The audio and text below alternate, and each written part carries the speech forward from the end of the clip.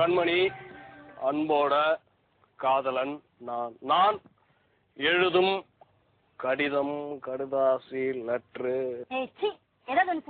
அப்போ கடிதமே போட்டுக்கோ. எங்க படி. கண்மணி, அன்போடு காதலன் நான் எழுதும் கடிதமே. ஓஹோ, பாட்டாவே பாடிட்டியா?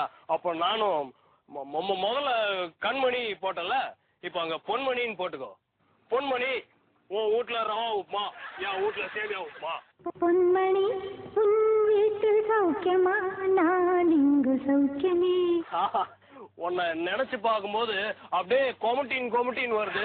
ஆனா அதை எடுக்கணும்னு நினைக்கும் போதுதான் ஏப்பம் வந்து ஏமாத்தி. உன்னை எண்ணி பார்க்கையில் கவிதை கொட்டுது, அதான் அதை எழுத நினைக்கையில் வார்த்தை முட்டுது.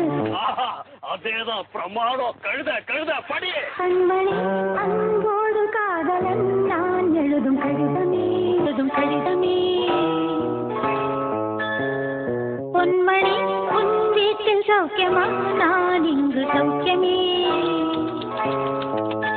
உன்னை எண்ணி பார்க்கையில் கவிதை கொட்டுது, அதை எழுத நினைக்கையில் வார்த்தை முட்டுது. கண்மணி, அன்போடு காதலன் நான் எழுதும்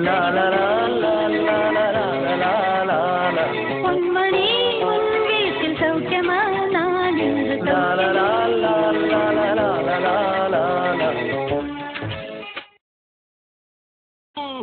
எனக்கு உணர தப்ப அது தன்னாலே கரைஞ்சிடும். அது என்னமோ தெரியல, என்ன மாயமோ தெரியல, பீர் அடிக்காம உனக்கு இவ்வளவு பெரிய தொப்பை புறம்போக்கு போட்டுக்கிட்டியா? அப்படியே கூடவே எச்சக்கலை, பன்னாடை, நாதாரி எல்லாம் கூட போட்டுக்கோ. நீங்க பாரு, எனக்கு என்ன அழுக்கானாலும் என் ஜீன்ஸ் பேண்ட் தாங்கிடும். ஆனா உன் ஒயிட் சுடிதார் தாங்குமா? தாங்காது.